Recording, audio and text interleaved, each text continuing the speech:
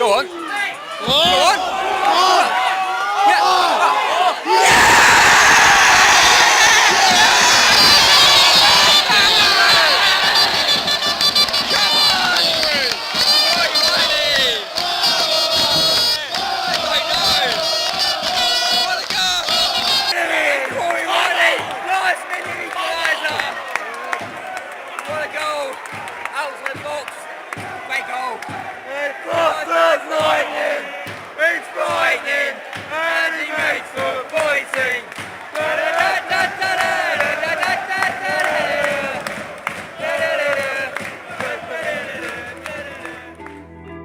Welcome to this early season review, and after 10 games in the National League I'll be looking at who's top, who's bottom, who surprised me and who's done really well, and also be discussing Ebbsfleet's own performance so far, and especially after that Gateshead game.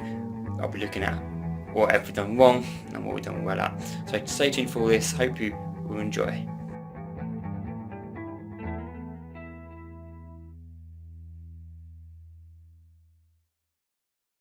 So National League generally, quite surprising for me is Harrogate, who are top. Didn't think they'd be up there. Obviously I don't know much about Harrogate whatsoever as a football club, but didn't think they'd be top after 10 games. But they're doing well. Up there, Leighton Orient and Hartlepool teams that struggled last season, but they've clearly settled in non-league and they're fighting that top bit now. Salford don't surprise me whatsoever, and obviously Fylde up there doing well. So, and also Wrexham. I think Wrexham have definitely improved since last season, and so we're seeing a top 7 that doesn't surprise me, except for Harrogate generally. But a strong top 7 and teams that could definitely go up there at the end of it. In the bottom of the table, you've got teams like Dover, Dagenham, Redbridge, Aldershot, Braintree. Braintree doesn't surprise me that much. They obviously did come up from the National League South. Dover surprised me massively. Victory against them 1-1, but they've struggled really this season. Dagenham, Redbridge, I think money problems are hitting them hard, and they're struggling because of that. And I think Aldershot are saying things as well. I think they've got quite a young team going on there, as well as all that. So nationally, generally, it's throwing some surprises in there. Chesterfield, I think, will be up there near the end, but they're playing life tough back in the non-league, so I'll Barnet. So I think with those teams, it takes at least 1 year to settle down in this league, and then you see progress. So Leighton Orient and Hartlepool definitely are challengers for that top spot for promotion this season after their last season's troubles. So that's what the National League's been so far like. It's been that's been quite exciting, I think, with some really good games. But now we go and talk about Ebbsfleet United and how they've been this season. And there's a lot to talk about. And it's 2-1. Hey! Woo! It's a two-plus really. Great goal, isn't it?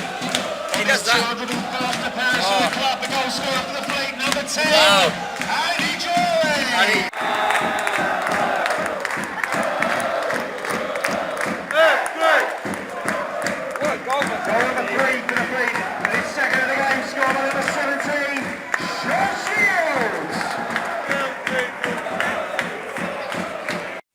So Ebbsfleet lie 13th, I think, in the league after 10 games this season. Our away form has been brilliant. We've beaten Hartlepool away, we've beaten Barnet away, we've drawn against Leighton Orient for that last-minute equaliser. Great game, fantastic performance. Away from home, we do quite well. But our home form has been dire so far, and it's the only way you can use to describe it. It's dire. 4 out of 5 games we've lost at home. That is not right and not good enough whatsoever. We had one shot on target against Gateshead. One shot. You could query team selection. You could query transfer policy so far this season. We brought in Adams, we brought in King. Great players. Cheek hasn't done much whatsoever at all yet at Ebbsfleet United. But we never really strengthened in the left back position, I don't think. But these are problems. There are problems at Ebbsfleet. Ali has been very angry. He said to me that Oman picks his favourites. I can't argue against that. Why did Wilson start today against Gateshead? White wing back. Where was Graham? Graham was fantastic pre-season. We all wanted him to start, and he then came on at sub appearance 10 games into the season. Too late. He should have been in that team straight away, in my opinion. Why didn't Colson even get on in the team instead of Wilson? Why did Wilson get in the team at all? He did. Um, Colson and Graham came on and probably were better players than they came on today against Gateshead. But there's problems. I mean, maybe it's a 3-5-2 that's wrong for Ebbsfleet. Maybe it should be the 4-4-2 at home or something else. Something isn't clicking, isn't working at home. It needs to be sorted out because we can't keep losing games like this. One against Sutton, one against Gateshead, one against Chesterfield. We aren't conceding many, but we aren't scoring any at home, and this is not good enough. I don't want to think about players because I'm not manager. Manager sees these players every day and night. He knows what they're capable of, but there are problems at home. Now it is only 10 games in the season. There's nothing to be panicky about. I'm pretty sure last season I did something similar. I'm pretty sure I was doing something similar because we drew like every game last season. But there are problems in this. I mean, I think Graham should start as a first teamer. I've always believed that. As to start as first teamer. McQueen, I think, is doing well, but he needs more support. We're hoofing up to him still. I mean, not on Leslie. He wants on the floor. He wants to chase it, not to hoof it to him. Things like that.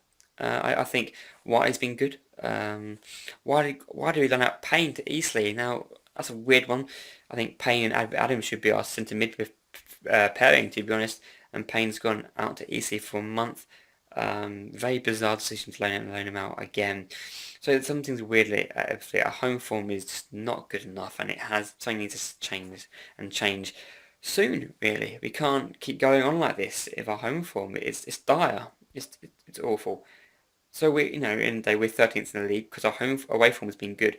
If our away form was like our home form, we'd be at the bottom, in the bottom few clubs. So things have got to change. I don't know what Mar's got to do. He's got questions to answer about this. He's got to.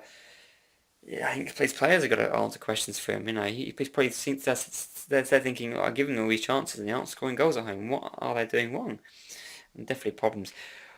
But saying that, the games I've been to, I've seen two wins and a draw and a defeat. The defeat was Chesterfield. The win was Aldershot and Barnet, and the draw was Slayton Orient. And the away games have been fantastic.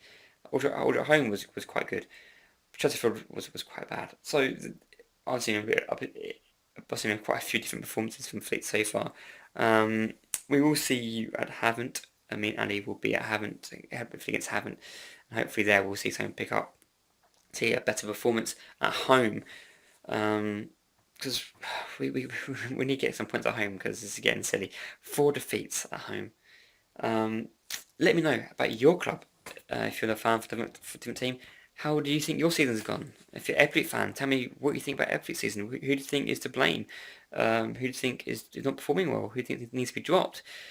What do you think about tactics? Let me know what your opinion is, because at the end of the day, football is an opinion-based game. This is just my opinion on Ebbsfleet season. If you've got something different, then please share. Because, at the end of the day, it's all about opinions, isn't it? And having our opinions and just discussing them and just talking about them. I'm sure I know he's angry about the whole thing. He's very angry about everything at home. Understandable. I didn't watch it. I listened to Gateshead game today. It was quite dire to listen to. Nothing was happening, and it was bad. So hopefully things improve, and hopefully against Wrexham, hopefully get 3 points. So until Havant and Waterlooville, have a great 2 weeks. Enjoy yourself, and we will see you then. Up the Reds, up the Fleet. Subscribe if you're new. Like this video if you like it, and peace.